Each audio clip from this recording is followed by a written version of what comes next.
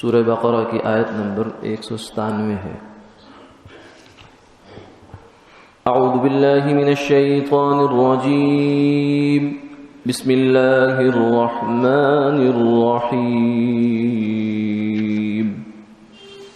الحج اشہر معلومات، فمن فرض فيهن الحج فلا رفث ولا فسوق ولا جدال في الحج، وما تفعلوا من خير يعلمه الله، وتزودوا فإن خير الزاد التقوى، واتقون يا أولي الألباب۔ صدق اللہ العظیم۔ حج کا زمانہ چند مہینے ہیں جو معلوم ہیں، سو جو شخص ان میں حج مقرر کرے تو پھر اس کو حج میں نہ تو کوئی فحش بات جائز ہے، نہ کوئی بے حکم عدولی درست ہے، نہ کسی قسم کا جھگڑا زیبا ہے۔ اور جو لوگ نیک کام کرو گے خدا تعالیٰ کو اس کی اطلاع ہوتی ہے۔ اور جب حج کو جانے لگو خرچ ضرور لے لیا کرو، کیونکہ سب سے بڑی بات خرچ میں بچا رہنا ہے گداگری سے۔ اور اے عقل والو مجھ سے ڈرتے رہو۔ گزشتہ آیات میں حج کی تمہید شروع ہو چکی تھی کہ حج اور عمرے کو اللہ کے لیے پورا کیا جائے۔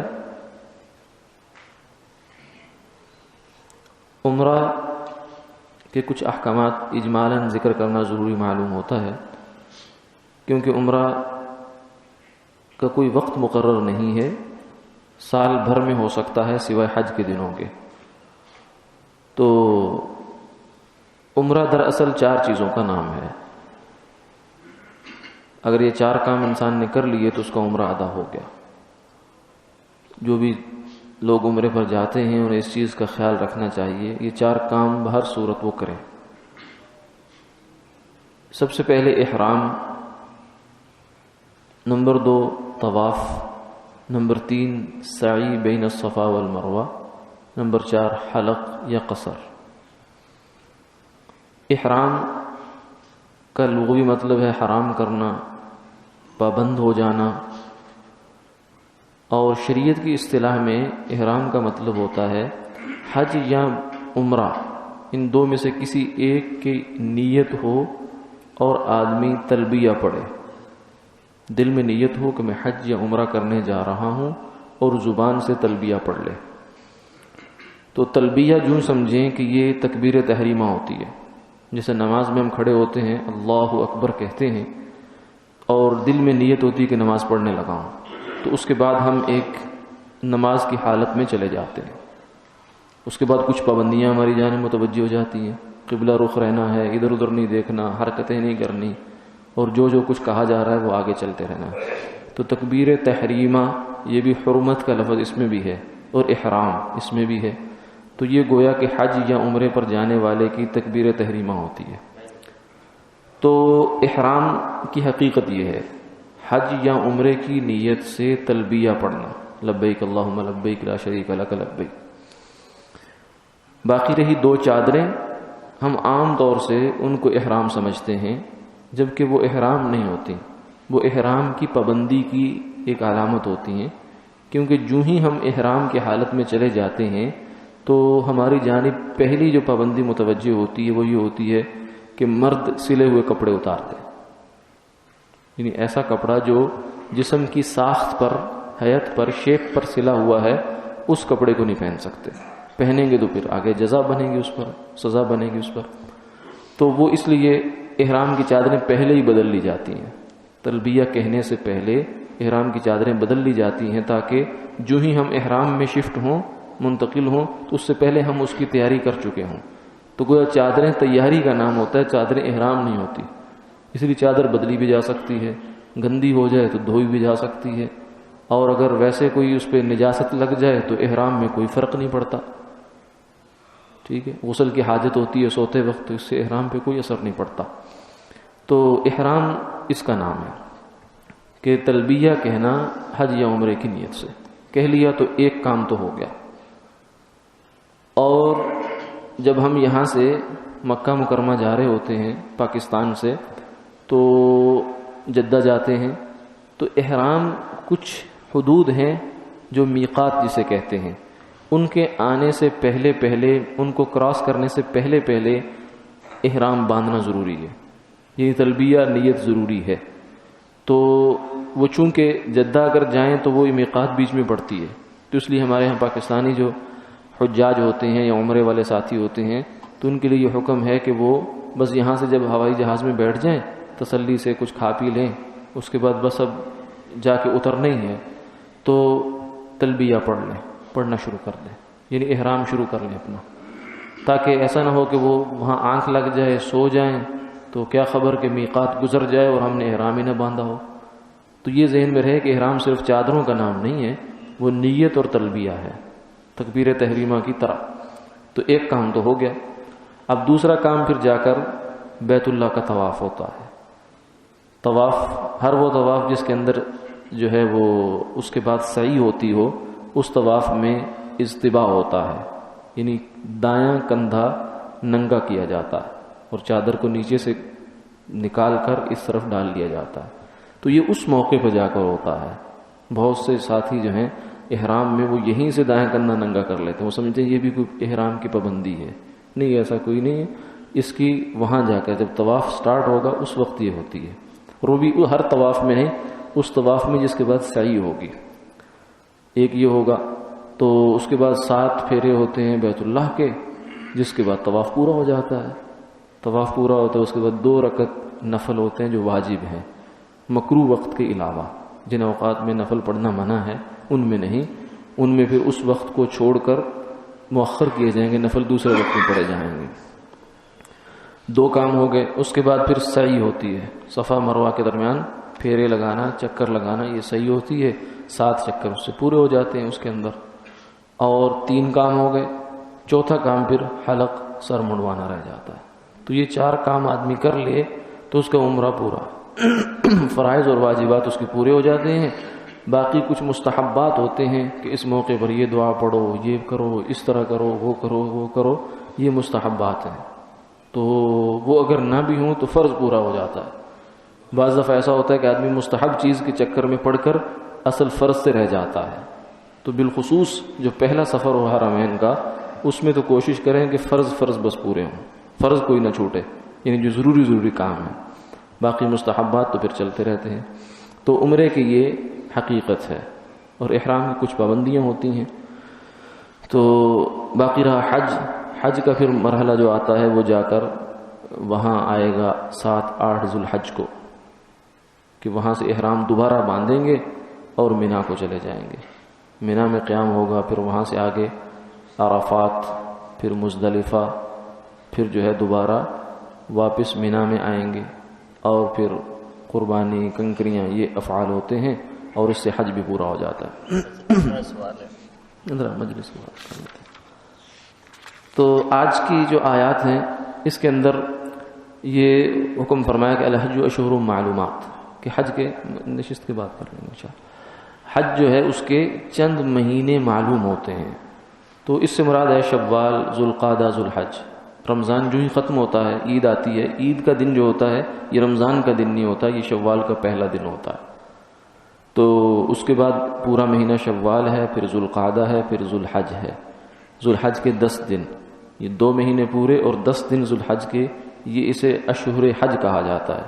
یہ حج کے مہینے ہیں، اشہر جمع ہے شہر کی، عربی میں شہر مہینے کو کہتے ہیں، اشہر الحج یعنی حج کے مہینے۔ تو ان مہینوں کے اندر ان مہینوں کو حج کا مہینہ کہا جاتا ہے، چونکہ عام طور سے لوگ پہلے جب دور دراز سے چلا کرتے تھے تو انہی مہینوں میں اپنا وہ سفر سٹارٹ کیا کرتے تھے، کہیں دنیا کے کسی کونے سے، کوئی جو ہے وہ یکم شوال کو کر لیا کرتا تھا، کوئی کسی طریقے سے۔ تو ان کو اشہر الحج کہا جاتا ہے۔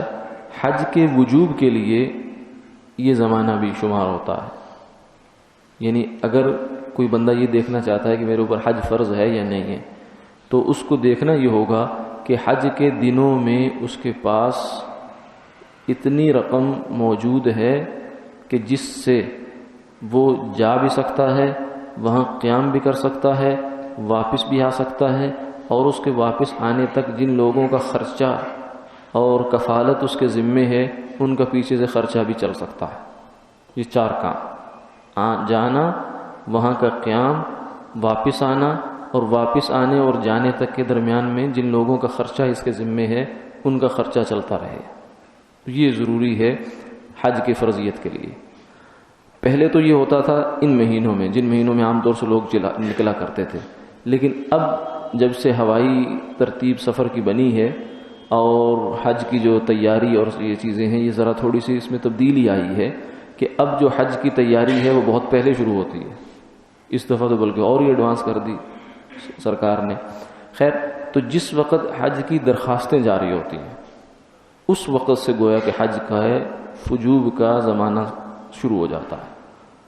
یعنی ان دنوں میں اگر کسی بندے کے پاس حج کی استطاعت ہے، استطاعت سے مراد میں نے عرض کر دیا کہ اتنا خرچہ ہے کہ یہ 4 کام اس سے ہو سکتے ہیں، تو اس بندے پر حج فرض ہو جاتا ہے، اور حج کرنا ضروری ہے، اور اس کے فضائل اور نہ کرنے کے جو وعیدیں ہیں وہ پیچھے عرض ہو چکی۔ تو یہاں فرمایا کہ جو بندہ اب حج پر چلنے لگا ہے، اب یہ قرآن پاک اس سے خطاب کر رہا ہے، تو چونکہ ہر بندے نے ہی کوئی جا چکے، کسی نے جانا ہے، اور انشاءاللہ ہر مسلمان کی نیت تو ہوتی ہے کہ جانا ہے، اور اللہ ہر ایک کو لے جائیں گے، تو اس لیے یہ ہدایات ہمیں بھی اس لحاظ سے سننی چاہیے، کیونکہ حج فرمایا کہ یہ اس میں ایک پہلو یہ بھی ہے کہ اس میں زندگی کی ترتیب سکھائی جاتی ہے انسان کو۔ حج جو ہے چاہے کچھ بھی ہو جائے، جتنی بھی ترقی ہو جائے، جتنا کچھ بھی ہو جائے، حج کی مشقت اور مسائل ختم نہیں ہوتے، نہ امید ہے کہ آئندہ ہوں گے۔ مسائل کی نوعیت بدل جائے گی، پہلے اگر زمین کچی تھی، اونٹ تھے، قافلے تھے، تو مشقت اس طرح کی ہوتی تھی، اور اب اگر وہ چیزیں ختم ہوئی ہیں تو مشقت کے اور پہلو بن گئے۔ ہجوم، رش، یہ ایک مسئلہ بن گیا کہ گھنٹوں گھنٹوں کھڑے رہو، گھنٹوں گھنٹوں انتظار میں گزر جاتے ہیں انسان کے۔ تو جو وسائل اس کی سہولت کے لیے آئے ہیں وہی وسائل اس کے لیے جو ہے بیچارے کے لیے پریشانی کا باعث بن جاتے ہیں بعض اوقات۔ اتنی گاڑیاں، اتنی بسیں، اتنا رش کہ آدمی جو ہے پیدل جلدی پہنچ جاتا ہے اور گاڑی پر دیر سے پہنچتا ہے۔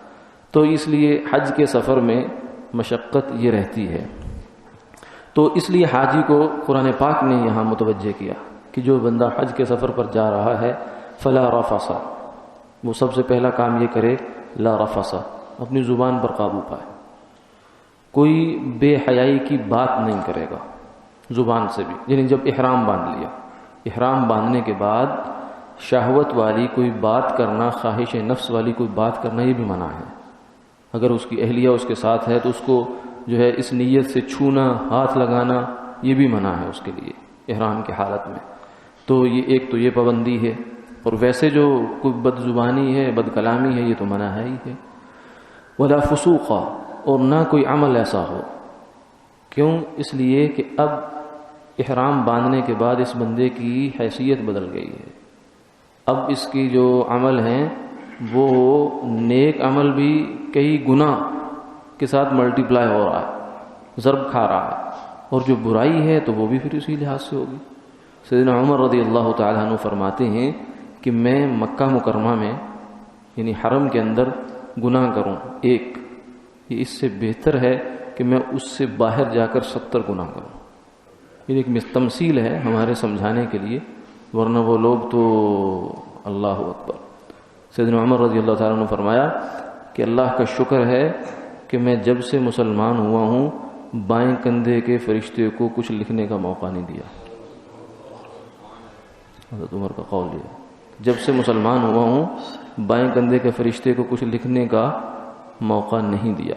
ہمیں سمجھانے کے لیے فرمایا کہ یعنی اتنا اس کا کمپیریزن کیا کہ حرم کے اندر 70 ایک گناہ 70 گناہوں کے برابر، اور 70 کا عدد ہم جانتے ہیں شریعت میں کثرت کے لیے ہوتا ہے، تعیین کے لیے نہیں ہوتا۔ 70 گناہ، جیسے ہم کہہ دیتے ہیں مجھے 100 کام ہیں، 100 مجبوریاں ہیں، تو 100 کا مطلب 100 کا فگر نہیں ہوتا، یعنی بہت مجبوریاں ہیں، تو یعنی گویا کہ یہ بہت بڑا گناہ ہے۔ تو احرام کی حالت میں ان چیزوں کو بہت ممانعت ہے.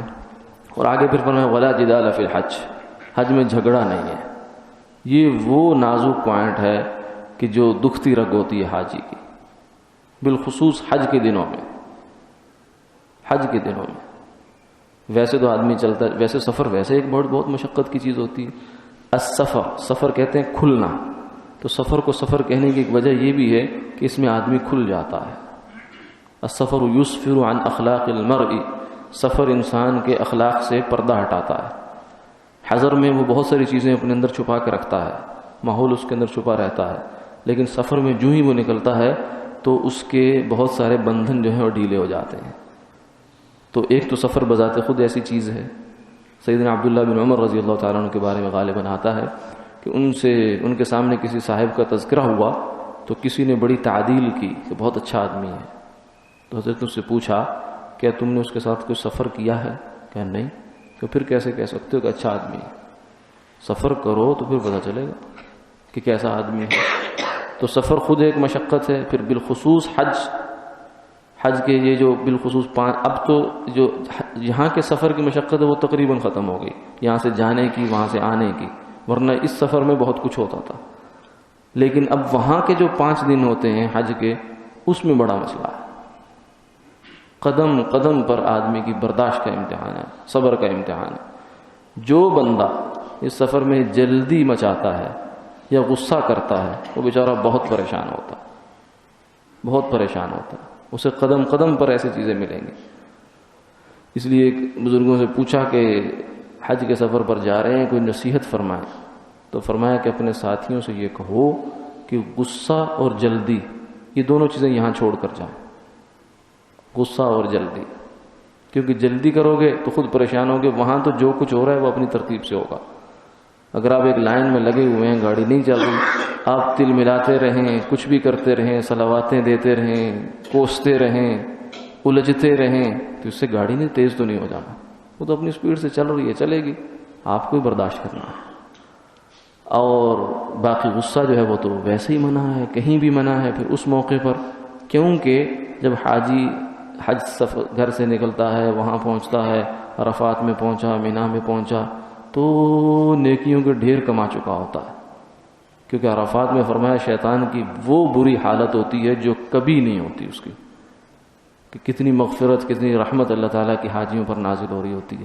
لیکن وہ بھی تو سمجھدار ہے، تو وہ کوشش کرتا ہے کہ یہ حاجی صاحب نے جو بورا بھرا ہوا ہے نیکیوں کا، میں اس کو کہیں نہ کہیں سے سوا ماروں. تو وہ اس کا طریقہ یہ ہے، غصے سے جو اب تھوڑی تھوڑی بات پر ایسے لڑ پڑے گا آدمی کہ یہ کیا ہو گیا، یہ کیا ہو گیا، ایسا کیوں ہو گیا، ایسا کیوں ہو گیا، اپنے ساتھیوں سے، اپنے جاننے والوں سے آپے سے باہر ہو جائے گا. تو نہیں، اس کو کنٹرول کرنا. ولا جدال فی الحج. لیکن اب کوئی بات تو ہے جو اللہ تعالیٰ نے اس کو قرآن پاک کا حصہ بنایا، حالانکہ ایک چھوٹی سی بات ہے، لیکن لا جدال فی الحج، حج میں جھگڑا نہیں کرنا. تو یہ گویا کہ بڑا امتحان ہوتا ہے. تو فرمایا کہ یہ جو اس میں زندگی کی بھی دراصل ترتیب سکھائی جاتی ہے. جس آدمی کو اپنے اوپر کنٹرول آ گیا، جلدی کے لحاظ سے، غصے کے لحاظ سے، ان چیزوں کے لحاظ سے، تو اللہ اس کو پھر زندگی کے کہیں کسی موڑ پر بھی پریشان نہیں ہوگا. وہ گھر میں بھی اگر کوئی ایسی سچویشن بن گئی تو اسے پریشانی نہیں ہوگی. تو اس لیے حج جو ہے گویا کہ یہ ہماری تربیت کا سامان بھی ہوتا ہے، امتحان بھی ہوتا ہے. تو اس پر جانے سے پہلے اس چیز کا خیال رکھنا چاہیے کہ برداشت اپنے اندر، اور یہ برداشت اپنی زندگی میں بھی اس کو اپنانا چاہیے. وما تفعلوا من خیر یعلمہ اللہ. فرمایا کہ جو تم اچھا کام کرو گے اللہ اس کو جانتے ہیں.